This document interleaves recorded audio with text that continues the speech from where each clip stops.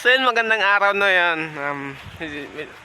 Watch till the end para ma-inspire din kayo sa mga upload videos ko, no? Kahit hindi edited, no? At totoo lang, medyo tagilid kasi tayo sa cellphone, kaya nga full storage na yung cellphone natin. Yun. Ay, bahay nga pala natin ang usapan natin, ha? Kanina, ng umaga, gusto ko magsama kay, gusto kong sumama kay Papa. Yun. Kay emak namin, kay Daddy. Kasi nga gusto ko siyang samahan na kahit hindi naman sa may madala kami pa uwi, yun, no? Ano lang yung akin eh. Gusto kong samahan siya.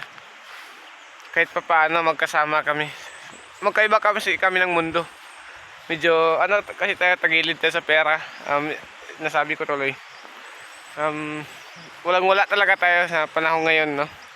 Kahit pang bigas natin, pagka hindi tayo umutang, hindi tayo makakakain.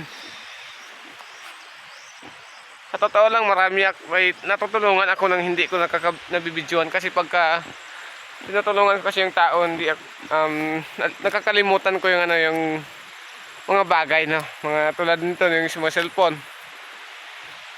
Sana po magsilbing inspirasyon yung mga ginagawa ko nito. Ginagawa ko kahit simpleng simple lang yung pinapakita, kahit yun, kahit pa paano ma-inspira din kayo. Sige, medyo may baboy kami. Pati yung mga baboy namin, yung pinapakain namin, yun bang Palawan lang, yun bang Kuryoso in Bisaya pa. Kumbaga yung magulang niya, inahan niya. Yun. Kasi medyo tagilid eh. Sa ngayon parang wala silang kainin kasi nga halos nauubos na rin yung mga Kuryoso or Palawan, no? Naubos na talaga kasi sa tagal nila. Tapos ngayon maliit pa sila.